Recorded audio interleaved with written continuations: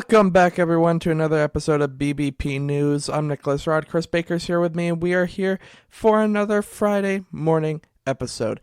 Chris, start us off like we always do with the weather heading into this weekend.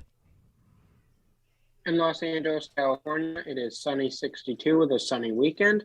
In Houston, Texas, it is raining with a high of 80 degrees with more rain throughout the weekend. And in Chicago, Illinois, there are showers with a high of 48 and partly cloudy weekend.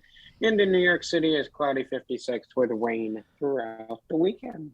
You know, I just want to point out here that it's, we're heading into not quite mid-December, but, we're well into the month now.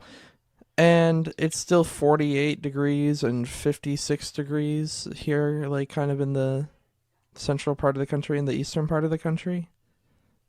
I'm impressed. It's weird. But here it is where I live. It's 27 degrees, and we're not getting enough snow, which isn't giving me job security, which makes me mad. We need like a foot of snow next week. A foot of snow? I mean, Yep, we could always have to Mother Nature. We could always have a repeat of last year and get 3-4 feet.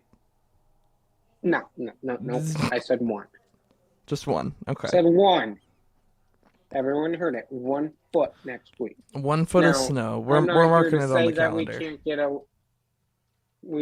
I'm not here to say we can't get a foot of snow the following week. I'm fine with that, but not 3 feet at a time.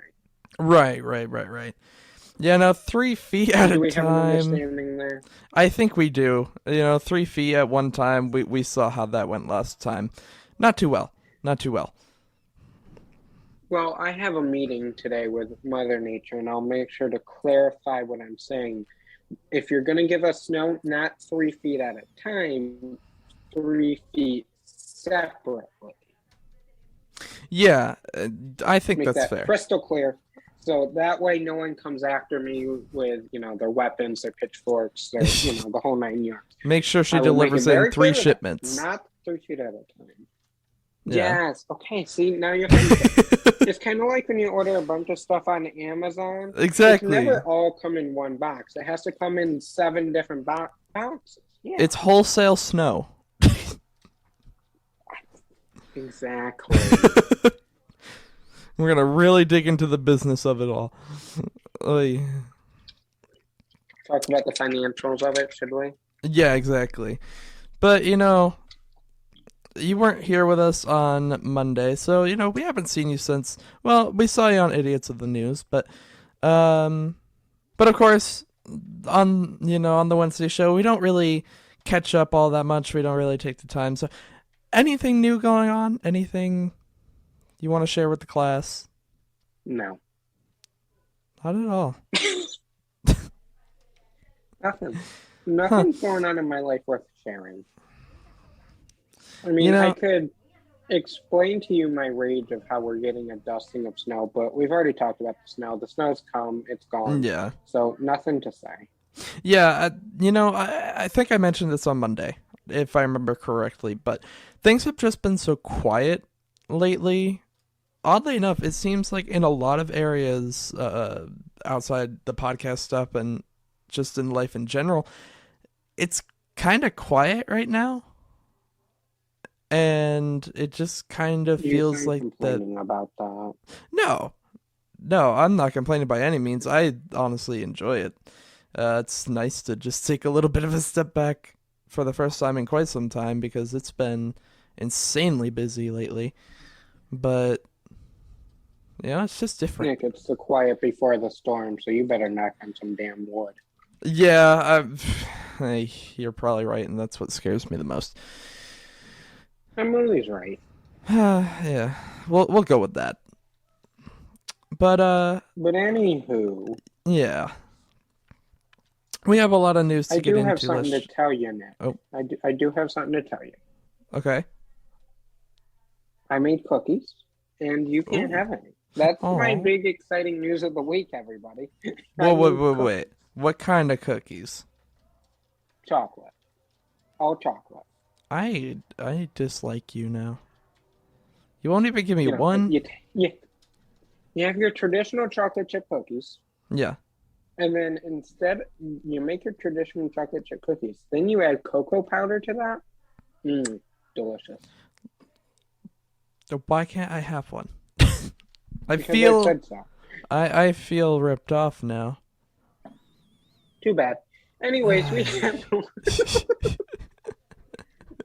bad. Anyways, we have a lot of news to get into, Nick, like you said, and we may be getting closer to a breakthrough that could lead to the debt ceiling crisis that we have been expecting to next week to come to an end.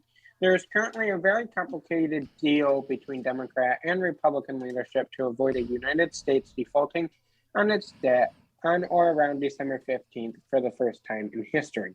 There are a lot of moving pieces to this plan, so we are going to try to explain it the best we can so you understand that.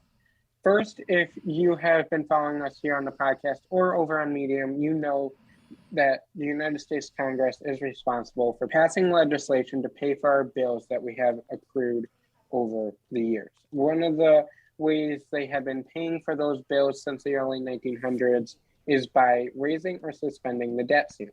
The debt ceiling is not an authorization of any new spending. By raising or suspending the debt ceiling, Congress gives the Treasury Department authority and the tools it needs to pay the bills that we have incurred over the course of several presidents.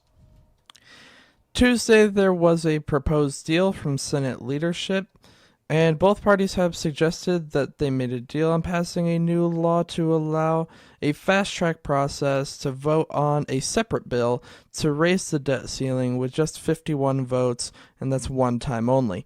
This is where things get a little complicated. If they can agree to this bill, there would be two major votes with a lot of what-ifs at the end of it all. Vote number one would be the law that would allow the debt ceiling legislation to pass the Senate with only 51 votes. Keep in mind, this law needs to pass both the Senate and the House. Tuesday night, it passed the House with a vote of 222 to 212. The only Republican that voted for it was Representative Adam Kinzinger. In order for this bill to pass in the Senate, it needs 60 votes, which means all Democrats and independents, and 10 Republicans would need to vote for this bill for it to pass. Now that we have covered that bill, let's assume that it passes the Senate like it did the House. Then we would move to vote number two, where Democrats and independents by themselves would have to raise the debt ceiling by a specific number amount. Then the Vice President would need to come into the Senate to be the 51st vote. She would need to come in because since the summer, the Republican Party has zero interest in getting involved in raising or suspending the debt ceiling, even though it has always been a bipartisan process. Now, speaking of bipartisanship, a bill just passed the House this week with huge bipartisan support to spend over $700 billion. The vote was 363 to 70, and if you are wondering what they could agree to in that kind of numbers, that would be the national defense. Tuesday night, the House voted overwhelmingly to pass the NDAA, also known as the National Defense Authorization Act. The version that passed was definitely a compromise from an earlier version of the law. If you don't know what the NDAA is, it is a bill that must be passed every single year, and it sets the budget and policy for the Defense Department. The bill that passed the House authorizes $768 billion for our national defense in 2022, and this includes spending for our military. This is actually $25 billion more than what President Biden had requested.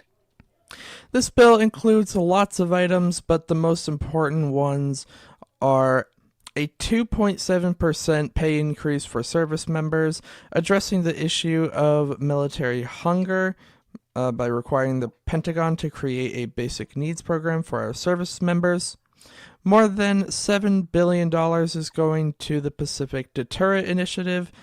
That program is meant to beef up the United States posture in that region and to deter China. It also makes significant changes to the Uniform Code of Conduct.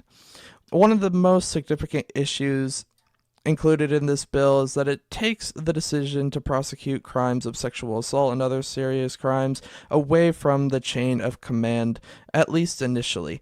Instead, the decision to prosecute is given to an independent military investigator in the office of the Special Trial Counsel for each service.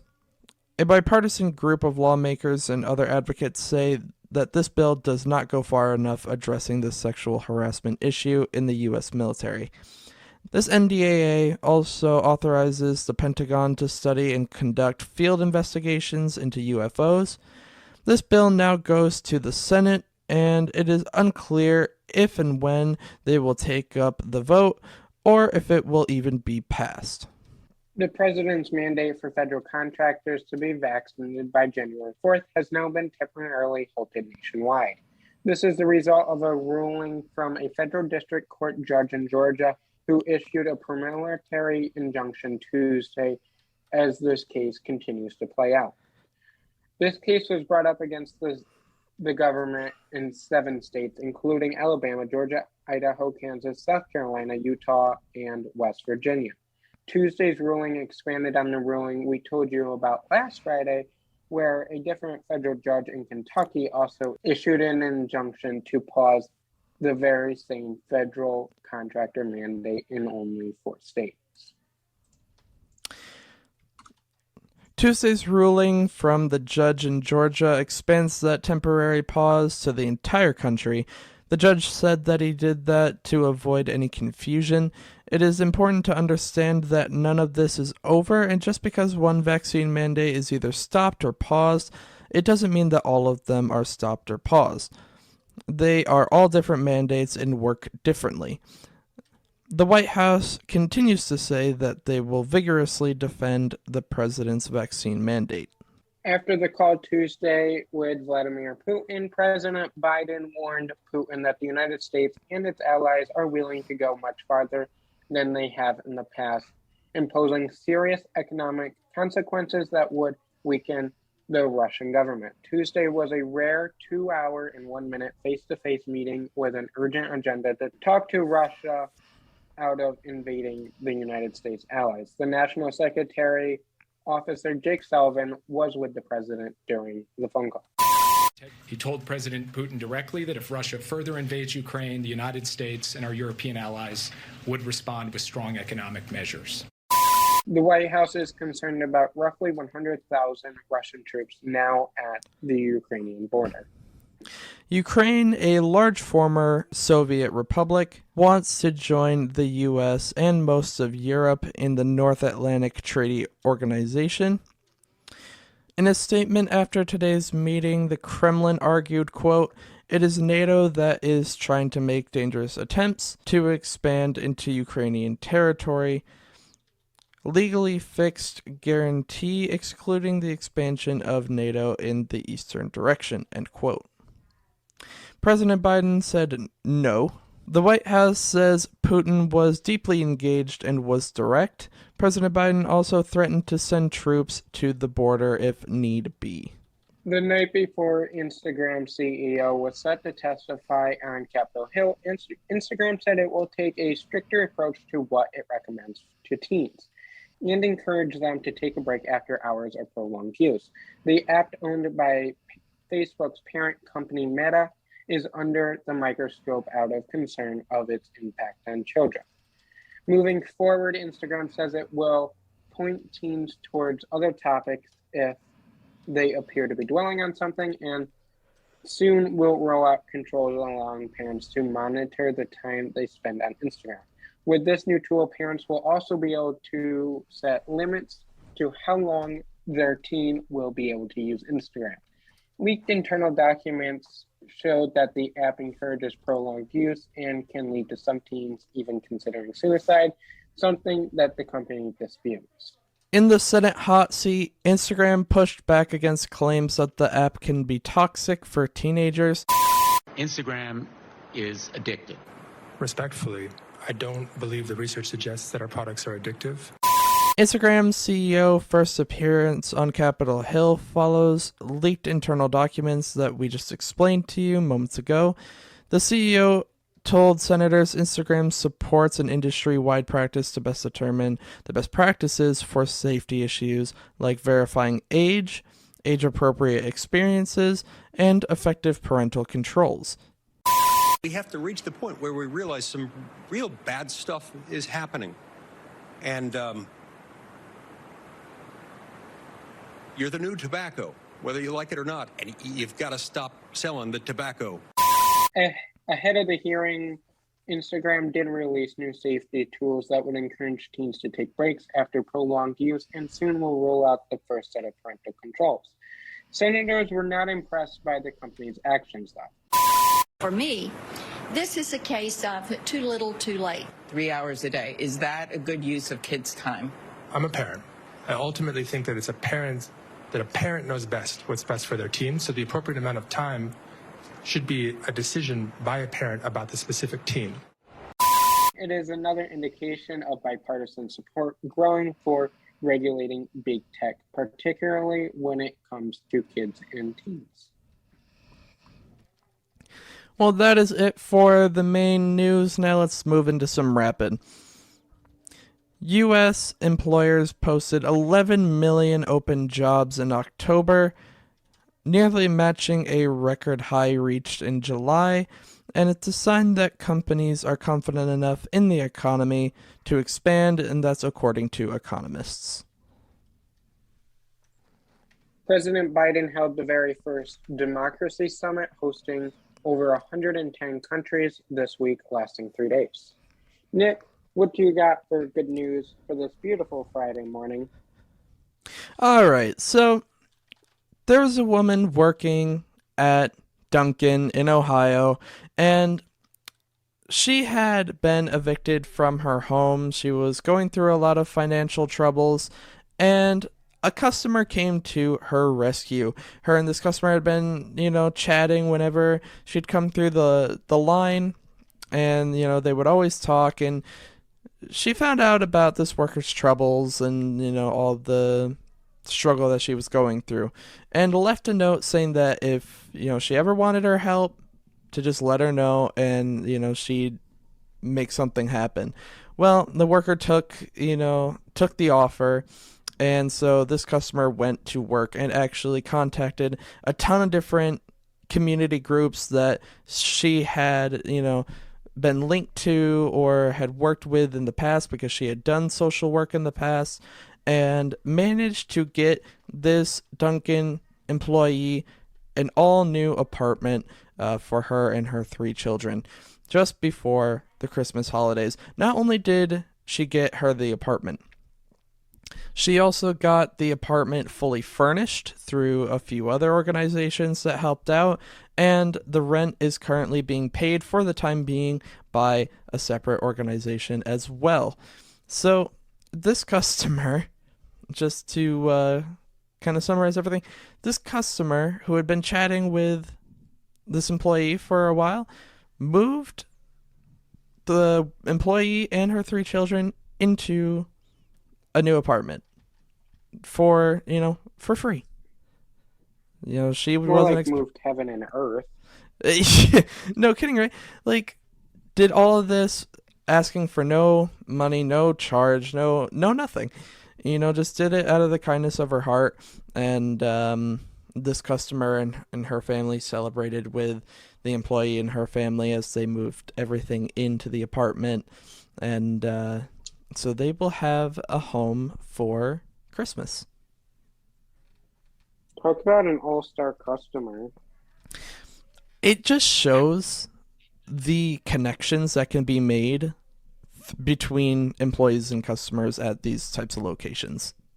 I think Dunkin' should give that customer free coffee for the rest of her life because she moved heaven and earth to get you could pretty much say a total stranger into an apartment for free. It's insane, right? Like, you obviously don't expect things like this to happen.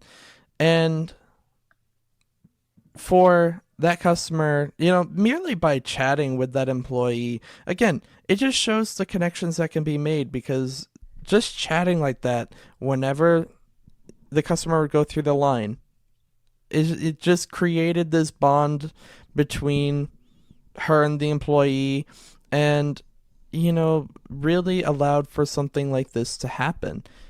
It's huge. It's so heartwarming, and it just shows what people are willing to do, and the kindness that still exists. Kindness still does exist. It is out there. Sometimes it's, hard to find it in nowadays, but it is still out there. I agree with you. And that is the end of this Friday morning news episode. Make sure you come back Monday morning for an over the weekend news to get you all ready for your work week. Follow us on Twitter for the latest 24-hour breaking news, and check out our personal accounts to see what we are up to. But until Monday morning, have a great weekend, everybody. Bye, guys.